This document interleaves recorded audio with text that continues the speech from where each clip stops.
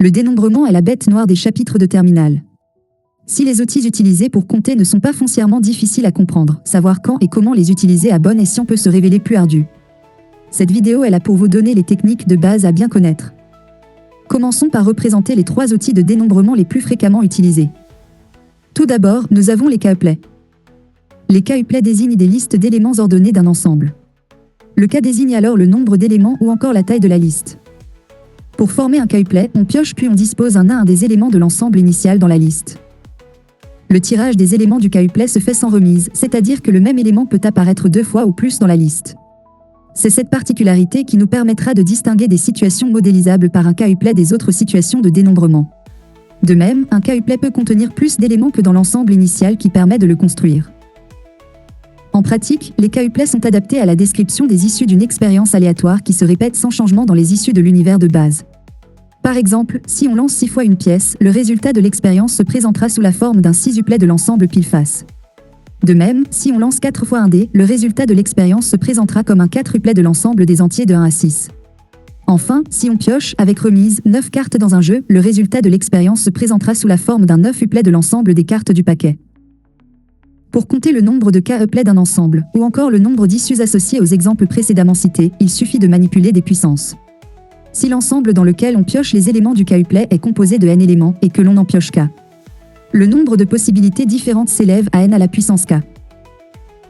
Autrement dit, le nombre de couplets que l'on peut former à partir d'un ensemble est toujours donné par le nombre d'éléments de l'ensemble à la puissance le nombre d'éléments piochés. Viennent ensuite les k-arrangements. Un k-arrangement est une liste toujours ordonnée d'éléments d'un ensemble, mais la différence avec l'outil précédent est que cette liste ne peut pas contenir d'éléments en double. Autrement dit, on forme un k-arrangement d'un ensemble en piochant k éléments de l'ensemble, mais cette fois-ci en retirant les éléments piochés de l'ensemble. On utilise donc les k-arrangements pour modéliser des expériences s'apparentant à un tirage sans remise ou encore à des situations où l'on cherche à ranger un certain nombre d'éléments dans un certain nombre de places particulières. Par exemple, si l'on joue à la bataille navale, la liste des cases jouées durant la partie se présentera sous la forme d'un arrangement de l'ensemble des cases du plateau. De même, si l'on cherche à disposer des livres sur une étagère, la liste des livres rangés de la gauche vers la droite se présentera comme un arrangement de l'ensemble des livres. Compter le nombre de façons de former un arrangement contenant tous les éléments de l'ensemble revient à construire un outil mathématique particulier que l'on appelle la factorielle et que l'on note avec un point d'exclamation. La factorielle d'un nombre entier naturel non nul n est le produit de tous les nombres entiers non nuls de 1 à n. Cet outil est adapté à la construction des arrangements d'un ensemble de taille n car lorsque l'on choisit le premier élément de la liste, on dispose de n possibilités, puis de n-1 pour le second, n-2 pour le troisième, et ainsi de suite jusqu'à n'avoir plus qu'un choix pour le dernier élément. Par convention, on fixe la factorielle de 0 égale à 1. Cela sera utile pour la suite. Pour compter le nombre de k-arrangements d'un ensemble de taille n, on procède de la même manière mais en stoppant la succession de multiplication à la kème étape. Cela revient à diviser la factorielle de n par la factorielle de n-k. Autrement dit, le nombre de façons de former un k-arrangement est donné par la factorielle du nombre d'éléments de l'ensemble sur la factorielle du nombre d'éléments restant dans l'ensemble après la formation de la liste. Sur la calculatrice, le nombre d'arrangements est accessible via l'une des manières suivantes. Sur TI, on peut se rendre dans le menu de la touche Math, puis dans l'onglet Prober et sélectionner l'option Arrangement. L'option factorielle est aussi présente. Autrement, on peut trouver l'option Nombre d'arrangements via les raccourcis de la touche Fraction. Sur Numwork, vous pouvez trouver le nombre d'arrangements dans le menu de la touche Boîte à outils, puis Probabilité, Dénombrement et Permute NK. Que vous soyez sur TI ou Numwork, le nombre d'éléments de l'ensemble se note toujours en premier puis vient le nombre d'éléments piochés. Enfin, parlons des combinaisons. Contrairement aux outils précédemment présentés, une combinaison est un ensemble et non une liste. Par conséquent, les combinaisons ne tiennent pas compte de la notion d'ordre. 2 listes contenant les mêmes éléments seront donc associées à la même combinaison. C'est cette particularité qui nous permettra de distinguer les situations où l'on utilisera des combinaisons des autres façons de dénombrer. Former une combinaison revient finalement à piocher simultanément k éléments d'un ensemble. On utilisera les combinaisons pour par exemple, compter le nombre de mains de poker que l'on peut former à partir d'un jeu de cartes car 2 mains contenant les mêmes cartes peuvent être remélangées pour devenir identiques. De même, chercher les façons de ranger des jouets dans un coffre à jouets reviendra à former des combinaisons de l'ensemble des jouets dérangés. De même si on souhaite former des équipes de joueurs pour jouer à la balle aux prisonniers. Le nombre de combinaisons à k éléments formés à partir d'un ensemble de taille n sera obtenu en divisant le nombre de k arrangements formés du même nombre d'éléments que la combinaison par le nombre de façons de réarranger chacun d'eux, soit k factoriel. Le nombre de combinaisons à k éléments d'un ensemble de taille n se lit k parmi n et porte le nom de coefficient binomial en référence à son lien avec le binôme de Newton généralisant les identités remarquables. Il désigne le nombre de façons de choisir k éléments différents parmi n proposés. Le nombre le plus grand se note toujours en haut. Comme pour les arrangements, une touche de la calculatrice est dédiée au calcul des coefficients binomiaux. Elle est accessible dans les mêmes menus que les arrangements et fonctionne de la même façon sur TI, à savoir, le plus grand des deux nombres toujours à gauche. Pour décider de l'outil de dénombrement que l'on va utiliser en exercice, il est nécessaire de se poser deux questions concernant la fabrication de la liste ou de l'ensemble lié à l'objet d'étude. Dans un premier temps, la liste peut-elle contenir des doublons? Si oui, on utilisera des k-uplets. Dans un second temps, la situation modélisée tient-elle compte de l'ordre des éléments de la liste?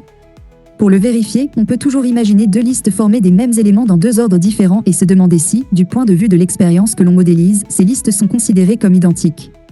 Si l'ordre n'a pas d'importance, on utilisera des combinaisons. Sinon, on utilisera des arrangements. Pour illustrer l'utilisation de cet algorithme, on considère les exemples suivants. Exemple 1. Si on cherche à composer un code PIN à 6 chiffres, il est possible d'utiliser deux fois le même chiffre. Former un code PIN revient donc à former un six-uplet de l'ensemble des chiffres qui contient 10 éléments. Exemple 2. Si on cherche à faire un tiercé sur une course, c'est-à-dire à lister les 3 premiers chevaux dans l'ordre d'arrivée. Il n'est pas possible d'avoir un cheval à la fois en première et en deuxième place. Il n'y a donc pas de doublon possible. En revanche, l'ordre des chevaux est important. Choisir un tiercé revient donc à former un 3 arrangements de l'ensemble des 8 chevaux en course. Exemple 3. Si on cherche à former une main de poker, il est impossible d'avoir deux fois la même carte dans la main mais l'ordre des cartes de la main n'a pas d'importance. Piocher d'abord l'as de cœur puis le 2 de cœur revient au même que de piocher le 2 de cœur puis l'as de cœur. Former une main de poker revient donc à former une combinaison de 5 éléments parmi 52. La construction de certaines listes ne peut pas se faire en une seule étape à cause de contraintes que l'on fixe dans l'énoncé. Par exemple, si l'on veut former un code composé de 2 chiffres et 2 lettres, on ne considère pas les mêmes ensembles de bases et on ne peut pas non plus les mélanger directement et prendre le risque de mettre un chiffre à la place d'une lettre ou inversement. Pour traiter ces cas, on utilisera la notion de produit cartésien.